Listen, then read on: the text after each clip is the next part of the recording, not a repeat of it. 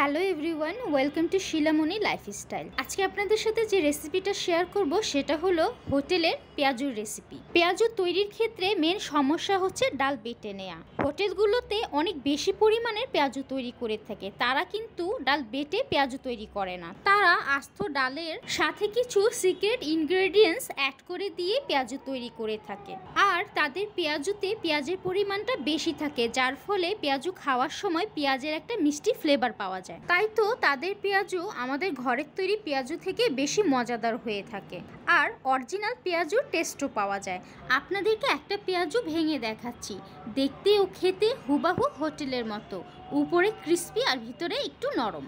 সাধারণত আমরা ঘরে যে পেঁয়াজু তৈরি করে থাকি সেগুলোতে পেঁয়াজের পরিমাণটা কম দেই, আর ডাল বাটার সাথে বিভিন্ন রকম মশলা যেমন হলুদ, মরিচ, ধনিয়া, জিরা, গরম মশলা সবকিছু অ্যাড করে দিয়ে পেঁয়াজু নয় বরং ডালের বড়া বানিয়ে পেঁয়াজু নামে খেয়ে থাকি। ডালের বড়া আর পেঁয়াজুর দুইটার টেস্ট দুই রকম। এই রেসিপিতে দেখে নেই অরিজিনাল পেঁয়াজু তৈরি করতে কি কি লাগবে।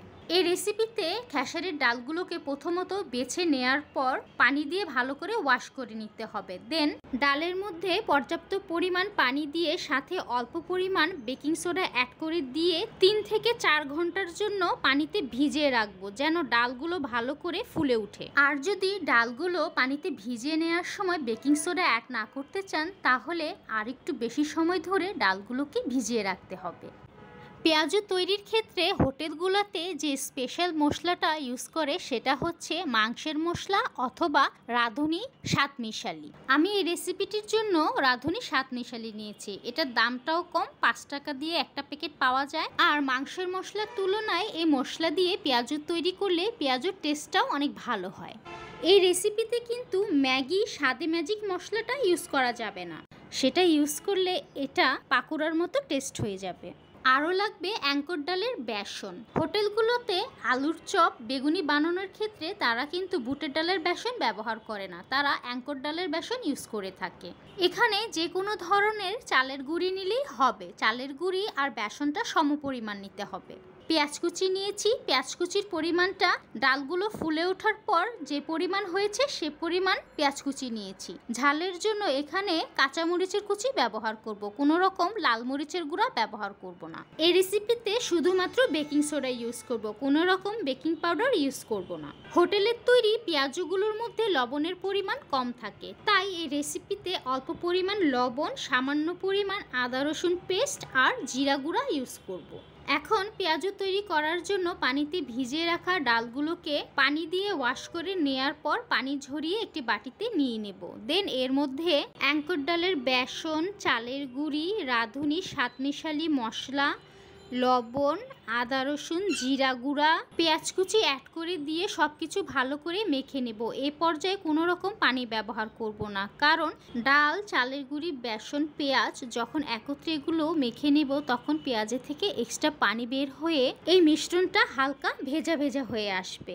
এরপরে এই মিশ্রণটার মধ্যে 2 থেকে 3 বারের মতো অল্প অল্প করে পানি অ্যাড করব আর ভালোভাবে মেখে নিতে হবে, যত পর্যন্ত না এই মিশ্রণটার মধ্যে আঠালো ভাব সৃষ্টি হয়। যখন এর মধ্যে একটা আঠালো ভাব সৃষ্টি হবে তখনই বুঝতে হবে এটা পেঁয়াজু তৈরি করার জন্য রেডি হয়ে গেছে। এখন দেখতেই পাচ্ছেন এই মিশ্রণটা হাতে নিয়ে পেঁয়াজুর শেপ তৈরি করা যাচ্ছে। এরপর এর মধ্যে কাঁচামরিচ কুচি ও বেকিং সোডা অ্যাড করে দিয়ে আবারও সব কিছু ভালোভাবে মেখে নেব। এখন পছন্দ অনুযায়ী পেঁয়াজুর শেপ দিয়ে গরম তেলের মধ্যে ভেজে নিলেই হবে। পেঁয়াজুগুলো মুচমুচে করে ভাজার জন্য অবশ্যই তেলটা অনেক গরম হতে হবে। আমি এই পেঁয়াজুগুলো ভাজার জন্য ফ্রাই প্যান ইউজ না করে রমজান মাসে যে আমাদের সকলের বাসায় ভাজা পোড়া করার জন্য যে কড়াইটা থাকে সেটাই ইউজ করছি। তেলটা পুরোপুরি গরম হয়ে আসলে এর মধ্যে একে একে করে পেঁয়াজুগুলো অ্যাড করে দেব। এই সময় চুলার আঁচটা মিডিয়াম হিটে রেখে পেঁয়াজুগুলোকে টোটাল 4 বার এপিটোপিট করে গোল্ডেন ব্রাউন কালার করে ভেজে নিলেই হবে। এখন দেখতেই পাচ্ছি পেঁয়াজুগুলোর মধ্যে গোল্ডেন ব্রাউন কালার চলে এসেছে, এর মানে পেঁয়াজুগুলো রেডি হয়ে গেছে। এখন চামচের সাহায্যে পেঁয়াজু থেকে এক্সট্রা তেল ঝরিয়ে পেঁয়াজুগুলো বাটিতে তুলে নেব।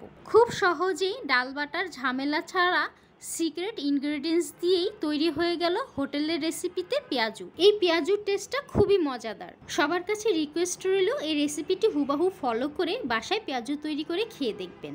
Thank you everyone for watching my video and please subscribe my channel for more videos.